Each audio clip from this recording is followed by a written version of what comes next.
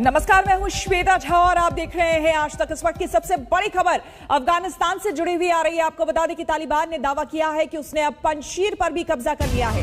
हालांकि पंजशीर में मोर्चा संभाले अहमद मसूद ने तालिबानी दावे को झूठा करार दिया है, लेकिन उसके बावजूद जिस तरह से तस्वीरें काबुल से आई, जहां पर लगातार खुशी के लिए फायरिंग की जा रही थी और बताया यह जा रहा था कि यह फायरिंग इसलिए की गई है क्योंकि अफगानिस्तान पर अब पूरी तरह से तालिबान का कब्जा हो गया है। तालिबानियों ने कहा कि अब अफगानिस्तान पूरी तरह से हमारा हो गया है। तालिबान का पंजशीर पर कब्जे का दावा किया गया है, जिसके बाद ये फायरिंग की तस्वीरें भी सामने आई। अब पूरे अफगानिस्तान पर हमारा कब्जा है, तालिबान की तरफ से ऐसा कहा गया। लेकिन जो खबरें आ रही है, सालेह ने कहा है कि ऐसा बिल्कुल भी नहीं है और तालिबान जो कुछ भी कह रहा है दरअसल वो गलत है।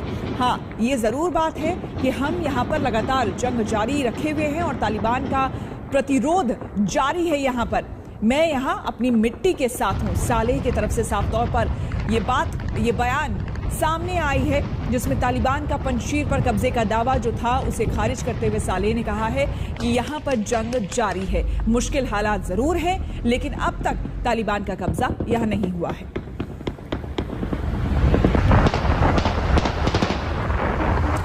आज अफगानिस्तान में तालिबान सरकार का ऐलान होगा और सरकार का चेहरा लगभग क्लियर हो चुका है। तालिबान की सरकार को कौन सपोर्ट करेगा ये भी साफ हो गया है। एक तरफ तालिबान की वो तिकड़ी है जो कि अफगानिस्तान पर राज करेगी और दूसरी तरफ वो तिकड़ी जो तालिबान के दिलो दिमाग पर राज करेगी। एक तरफ हिबातुल्लाह अखुनज़दा, मुल्ला अब्दुल गनी बरादर और मुल्ला याकूब की तिकड़ी है जो तालिबानी सरकार के नंबर 1, 2 और 3 हो सकते हैं, और दूसरी तरफ चीन, रूस और पाकिस्तान की तिकड़ी है जो तालिबान के ट्रेनर नंबर 1, 2 और 3 बन चुके हैं। कंधार की जिन सड़कों पर तालिबान ने अपने हथियारों का शक्ति प्रदर्शन किया, उन्हीं सड़कों और गलियों में पैदा हुए तालिबान के दिमाग में अफगानिस्तान पर राज करने के कीड़े पहली बार कुलबुलाए थे। और अब तालिबान ने तय किया है कि वो अफगानिस्तान में सरकार चलाने के लिए उसी जननी जन्मभूमि कंधार को अपनी कर्म भूमि बनाएगा और उस तालिबानी सरकार का सुप्रीम लीडर होगा हिबातुल्लाह अखुनज़ादा। सूत्रों के मुताबिक ईरान मॉडल के आधार पर अफगानिस्तान सरकार का सुप्रीम लीडर होगा अखुनज़ादा। अखुनज़ादा का पद सबसे बड़ा राजनीतिक और धार्मिक पद होगा। अखुनज़ादा कंधार में बैठकर अफगानिस्तान की सरकार को कंट्रोल करेगा। उसके पद का नाम रहबर होगा, यानी राह दिखाने वाला। अखुनज़ादा ही सेना, सरकार, न्याय व्यवस्था के प्रमुखों की नियुक्ति करेगा और देश के सभी राजनीतिक, धार्मिक और सैन्य मामलों में उसी का फैसला अंतिम होगा। लेकिन वो कैसी राह दिखाएगा, ये तो दुनिया देख ही रही है। तालिबान सभी अफगानिस्तानियों के लिए प्रतिबद्ध है। हम अफगानिस्तान की सुरक्षा और आर्थिक विकास के लिए पूरी तरह समर्पित हैं। हम फोर्स के बजाय अफगानिस्तान के लोगों का समर्थन चाहते हैं। अब जब ये तय हो चुका है कि तालिबान की सरकार का मुखिया अखुनज़ादा ही होगा, तो जरा उसकी उन खूबियों पर गौर फरमाइए जिसकी वजह से वो सुप्रीम लीडर चुना गया है। अखुनज़ादा इस वक्त तालिबान का मुखिया है, जिसने वर्ष 2016 में तालिबान की कमान संभाली थी। उसने वर्ष 1994 में तालिबान को ज्वाइन किया था। वो तालिबान की मिलिट्री कोर्ट का हेड भी रह चुका है और तालिबान की पुरानी सरकार में सुप्रीम कोर्ट का डिप्टी हेड था और साल 2005 से 2016 तक तालिबान का डिप्टी लीडर रह चुका है। तालिबान की कमान संभालने के बाद अब तक एक बार भी अखुनज़ादा को किसी ने सार्वजनिक रूप में नहीं देखा। अफगानिस्तान पर तालिबान का कब्जा हुए करीब 15 दिन बीत चुके हैं, लेकिन अब तक ना तो अखुनज़ादा खुद सामने आया, ना ही उसकी कोई पहचान। लेकिन तालिबान सरकार का लीडर नंबर 2 अफगानिस्तान आ चुका है और वो है मुल्ला अब्दुल गनी बरादर। तो अब उसकी भी मुंह दिखाई कर लीजिए।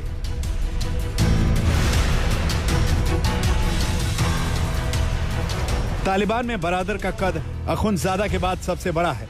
तालिबान सरकार में वो भी अखुनज़ादा के बाद नंबर 2 की पोजीशन पर बैठेगा। सूत्रों के मुताबिक मुल्ला अब्दुल बरादर अफगान सरकार का नेतृत्व करेगा। उसका अफगानिस्तान का अगला राष्ट्रपति बनना तय है, यानी अखुनज़ादा जो आदेश देगा उसका पालन करवाना बरादर का काम होगा। वैसे तो बरादर को अखुनज़ादा अपना ब्रदर बोलता है, लेकिन उनकी काबिलियत अलग अलग है। बरादर ने 1980 के दशक में सोवियत संघ के खिलाफ लड़ाई लड़ी। बरादर तालिबान के संस्थापक मुल्ला उमर का साला है। जिसने मुल्ला उमर के साथ मिलकर कंधार में तालिबान की स्थापना की थी। बरादर ही कतर में तालिबान का प्रमुख राजनीतिक चेहरा था और अब बरादर का चेहरा ही तालिबान सरकार का फेस बनेगा, जिसके तहत बरादर को रोज नया चैलेंज फेस करना होगा। अफगानिस्तान पर काबिज होना तो आसान बात थी, ज्यादा मुश्किल बात तो अब आएगी कि अफगानिस्तान को चलाना कैसे है। दुनिया भर से पैसे की जरूरत होगी, पैसा आएगा नहीं। खासतौर पश्चिमी देशों से तो अभी नहीं लग रहा कि कोई पैसा आएगा। जो देश इनको हथियार दे रहे थे और इनका समर्थन कर रहे थे, खासतौर पर पाकिस्तान, चीन और कुछ हद तक रूस और ईरान, अब वो क्या इनको 5, 6, 8 बिलियन डॉलर जो अफगानिस्तान की रियासत को चलाने के लिए जरूरत पड़ती है, वो क्या वो पैसा देंगे? जाहिर है आतंकवादी संगठन चलाने का लंबा अनुभव रखने वाले तालिबानी नेता को अब एक देश चलाना है और देश चलाने के लिए विशेषज्ञों की जरूरत पड़ती है। और विशेषज्ञों के नाम पर तालिबान के पास कौन लोग हैं, जरा ये भी गौर करिए। मुल्ला याकूब, तालिबान की नींव रखने वाले मुल्ला उमर का बेटा, जिसे सरकार में बड़ी जिम्मेदारी मिलनी तय है। शेर मोहम्मद अब्बास स्टानिकज़ई, तालिबान राज 1.0 में डिप्टी विदेश मंत्री था, वो दोबारा इसी पद पर कंटिन्यू कर सकता है। अब्दुल हकीम हक्कानी, तालिबान राज वाले इस्लामिक एमिरेट्स में चीफ जस्टिस रह चुका है, दोबारा चीफ जस्टिस बनने की रेस में शामिल है। यानी जो अब तक तालिबान को एक आतंकवादी संगठन के रूप में चलाते थे, वही अब अफगानिस्तान में तालिबान की सरकार चलाएंगे। दुनिया देखेगी कि ये कितने दिन चला पाते हैं। बहुत से लोगों का तो ये मानना है कि ये इनका आपस में मेल नहीं हो पाएगा। फ्यूचर में लड़ाइयों का भी आपस में ये ग्रुप लड़ भी सकते हैं, जैसा पहले मुजाहिदीन के साथ हुआ था। तालिबान से पहले जो गवर्नमेंट थी वो भी इस्लामिक गवर्नमेंट थी, इसी तरह के मिलिटेंट थे सब, लेकिन बाद में आपस में वो लड़ गए थे। तो संभावना इस बात की भी है कि इनके यहाँ भी इस तरह का हो सकता है। हालांकि पाकिस्तान इसके पीछे है, वही पूरी कोशिश कर रहा है गवर्नमेंट बनाने की, इनकी हर किस्म की मदद वो कर रहा है। तो इंतजार करिए, तालिबान के आतंकी अब राजनेता का चोला पहनकर बस तैयार है। कल यानी शनिवार को अफगानिस्तान में तालिबानी सरकार के गठन का ऐलान होना तय पाया गया है। आज तक ब्यूरो। कल ही जुमे की नमाज के बाद काबुल स्थित राष्ट्रपति भवन में मुल्ला बरादर के नेतृत्व में सरकार बनाने की पूरी तैयारी थी, लेकिन देर शाम किसी कारणों से समारोह को टाल दिया गया। सरकार गठन पर तालिबान के कई गुटों में दरार की खबरें भी आई है। जानकारी के मुताबिक कंधार तालिबान और तालिबान के हक्कानी गुट के बीच रक्षा, आंतरिक सुरक्षा, धार्मिक मामलों और न्याय के नियंत्रण पर मतभेद है। एक रिपोर्ट देखिए। राष्ट्रपति भवन में तालिबान की ये वायरल तस्वीरें 15 अगस्त की हैं, जहां तालिबान कमांडर ने न सिर्फ राष्ट्रपति भवन बल्कि अलग अलग सरकारी विभागों और बिल्डिंगों पर कब्जा कर लिया है और फिर यहीं से सरकार गठन की पूरी तैयारी शुरू कर दी। नई सरकार में मुखिया बनने वाले मुल्ला अब्दुल बरादर पहली बार 17 अगस्त को कंधार पहुंचे और फिर 4 दिन के बाद 21 अगस्त को काबुल। इससे पहले मुल्ला बरादर पाकिस्तान की जेल में 8 साल सजा काटने के बाद 2018 से दोहा में तालिबान के राजनीति दफ्तर में थे। काबुल में तालिबान को सत्ता संभाले लगभग 17-18 दिन हो गए। लगभग रोज सरकार बनाने की बात तो होती है, लेकिन सरकार की वो रूपरेखा सामने नहीं आ रही है। इसकी वजह क्या है? अगर भारत में इंटेलिजेंस सूत्रों की माने तो कहा यह जा रहा है कि तालिबान में भी आंतरिक कलह है, जो अब सत्ता को लेकर खुलकर सामने आ गई है। हालांकि हैबतुल्ला अखुंज़ादा वो तालिबान के सुप्रीम कमांडर रहेंगे और मुल्ला अब्दुल गनी बरादर उनके नीचे राष्ट्रपति की भूमिका में रहेंगे, लेकिन उसके बाद विवाद शुरू होता है कि आखिर सत्ता की चाबी किसके हाथ होगी। मुल्ला हैबितुल्ला अखुंज़ादा भी सालों तक नहीं दिखाई दिया, जो अब तालिबान का धार्मिक गुरु है। उम्मीद थी कि शुक्रवार को जुमे की नमाज अखुंज़ादा के नेतृत्व में पढ़ी जाएगी और फिर सरकार बनाने की घोषणा होगी, लेकिन किसी कारणों से ऐसा नहीं हुआ। तालिबान ने अखुंज़ादा की पहली तस्वीर 30 अगस्त को जारी की थी, लेकिन ये साफ नहीं था कि कंधार में अखुंज़ादा की मुलाकात किस किस से हुई।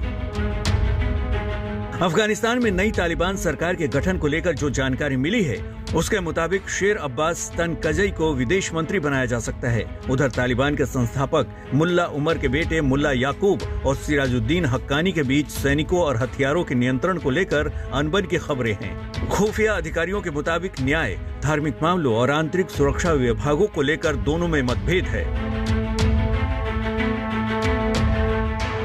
असल में तालिबान को देखें तो कई धड़े मिलकर तालिबान को बनाते हैं और इसमें कंधारी तालिबान एक हिस्सा और पाकिस्तान की शह पाए हक्कानी नेटवर्क दूसरा धड़ा है, जिसमें सत्ता को, वर्चस्व को लेकर अब लड़ाई है। हालांकि दोनों ही खेमे एक साथ थे जब तक अमेरिका को पराजित करना था, जब तक अफगानिस्तान की सरकार और सेना को हराना था। लेकिन उसके बाद अब लड़ाई शुरू हो गई है कि आंतरिक सुरक्षा, रक्षा और जो जस्टिस विभाग है, जो रिलीजियस मामलों का विभाग है, वो किसके हाथ आएगा। और इसमें मुल्ला याकूब और सिराजुद्दीन हक्कानी के बीच वर्चस्व की लड़ाई छिड़ गई है, ऐसा सूत्रों का मानना है।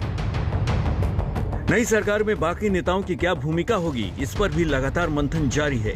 देखना यह होगा कि क्या पूर्व राष्ट्रपति हामिद करजई और पूर्व मुख्य कार्यकारी डॉक्टर अब्दुल्ला जैसे नेताओं को सरकार में शामिल किया जाता है या नहीं। खबर यह भी है कि तालिबान की मदद के लिए पाकिस्तानी सेना टॉप कमांडरों और ISI अधिकारियों को भेज रही है। हालांकि ये अभी स्पष्ट नहीं है कि ये मदद पंजशीर में मुकाबला करने या काबुल में सरकार बनाने के लिए है।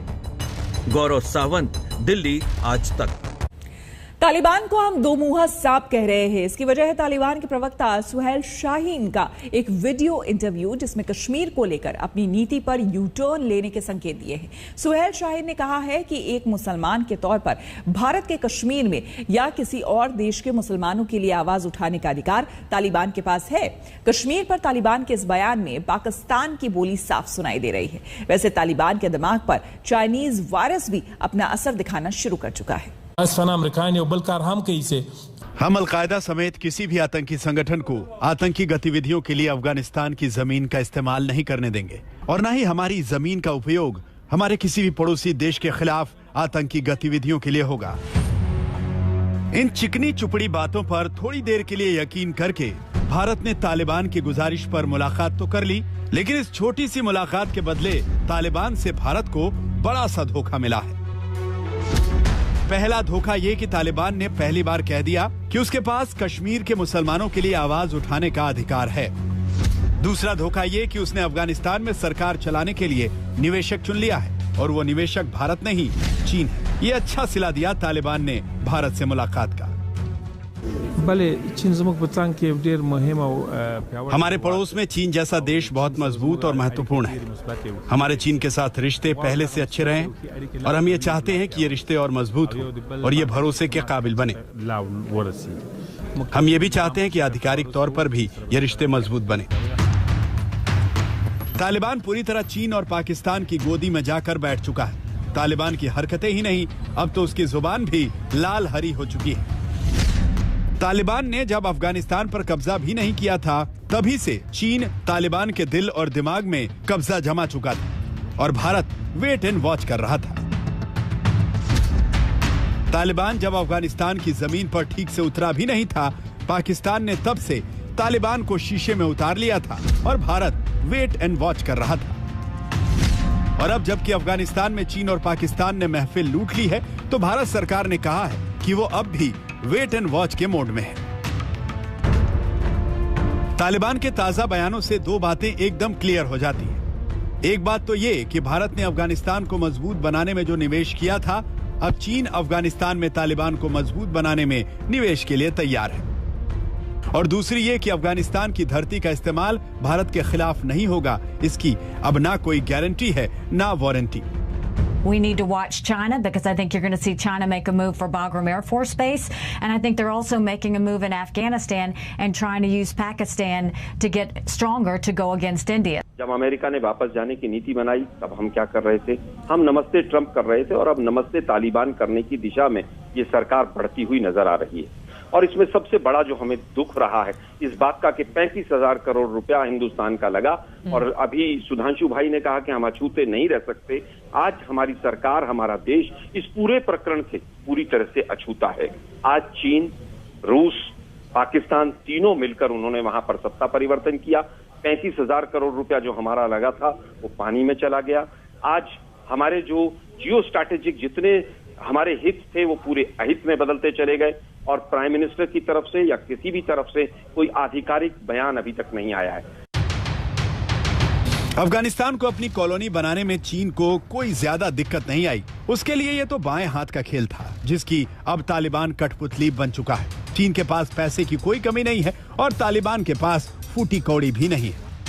लेकिन पाकिस्तान ने भी आखिरकार तालिबान को कश्मीर पर अपना स्टैंड बदलने के लिए राजी कर ही लिया। ये बड़ी बात है क्योंकि पाकिस्तान तो खुद कौड़ी कौड़ी का मोहताज है। इसीलिए उसके पास तालिबान को देने के लिए अपने पुराने असलहों की दुहाई के अलावा कुछ ज्यादा है नहीं। हमारे पास तो मुल्ला बरादरान जेल में थे जी। अमेरिकन ने कहा कि इनको जेल से निकालो और हमारे साथ मुज़ाकरात की टेबल पे लाओ।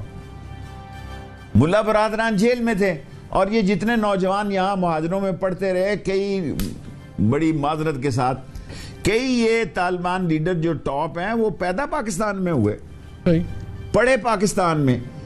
इसमें तो पाकिस्तान की खिदमात हैं कि इनको हमने तालीम दी और अब भी कई पढ़ रहे होंगे। तो अब ये तय हो ही चुका है कि तालिबान ने चीन और पाकिस्तान को अपना साथी चुन लिया है। ऐसे में भारत के लिए तालिबान का चुनाव करना बेहद मुश्किल हो चुका है क्योंकि दुश्मन का दोस्त भी दुश्मन ही होता है। अफगानिस्तान में तालिबान सरकार को लेकर भारत ने वेट एंड वॉच पॉलिसी अपनाया है, ये देखने के लिए कि क्या तालिबान सबको साथ लेकर चलेगा या नहीं। जहां एक तरफ तालिबान एक मजबूरी हो गई है भारत की, वहीं दूसरी तरफ एक सच्चाई ये भी है कि अफगानिस्तान भारत के लिए एक बहुत ही महत्वपूर्ण देश है।